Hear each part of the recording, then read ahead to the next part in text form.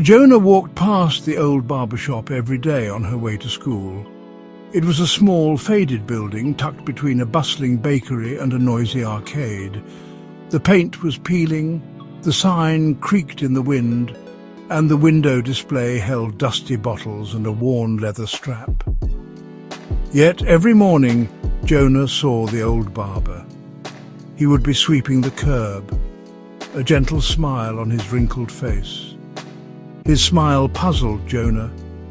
The shop was always empty. No one seemed to stop for a haircut. Why did he keep the shop open? Why did he smile when no one came? These questions lingered in Jonah's mind, growing with each passing day. The old shop, a silent sentinel in the bustling street, became a quiet mystery she longed to unravel. One day, unable to contain her curiosity, Jonah stopped. She stood outside the shop, her school bag slung over her shoulder, and watched the old barber. He had finished sweeping and was now carefully arranging the faded bottles in the window. His movements were slow, deliberate, almost reverent, as if each bottle held a precious memory. The morning sun caught his face, highlighting the lines etched by time and hardship, but his smile remained unwavering and bright.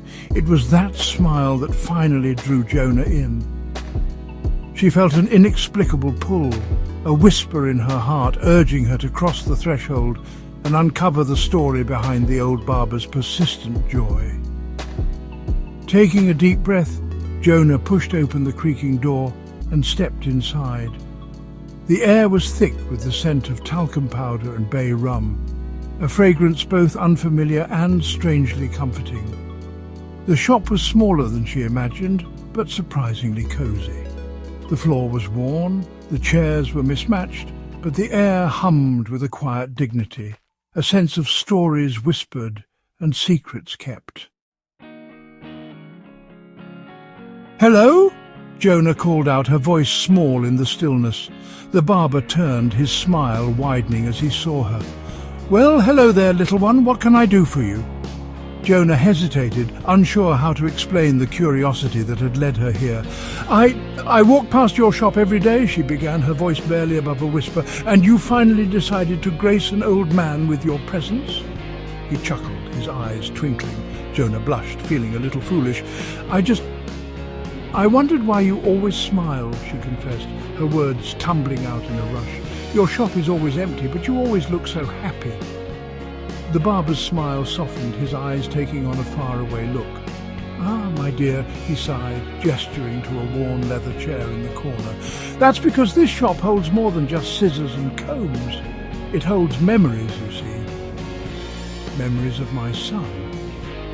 He walked towards the chair, his hand gently tracing the worn leather. Jonah followed, her curiosity piqued. The chair was old, the leather cracked in places, the armrests polished smooth from years of use.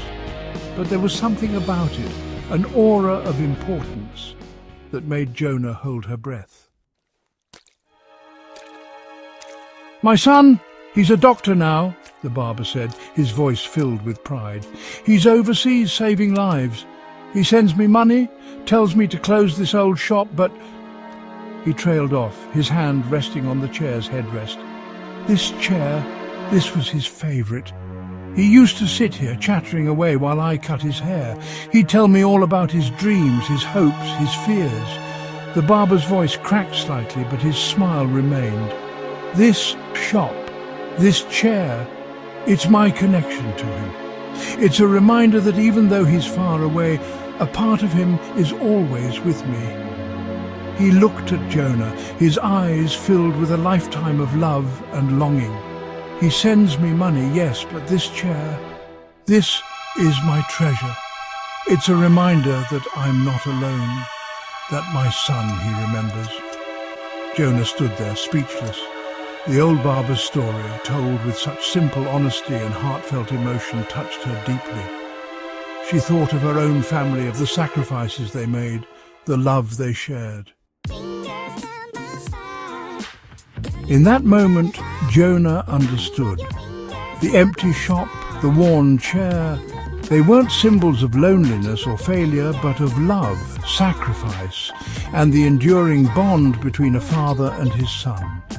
Without a word, Jonah walked towards the chair. It was as if she was drawn to it, compelled by an invisible force. She gently touched the worn leather, feeling the weight of the barber's story, the depth of his love, in its faded grandeur. And then, with a soft smile, she sat down. The barber didn't say anything. He just stood there watching her, a single tear rolling down his cheek. But in that shared silence, in the gentle creak of the old chair, a silent thank you passed between them. A thank you from one child who understood the language of sacrifice to a father who had taught her the true meaning of love.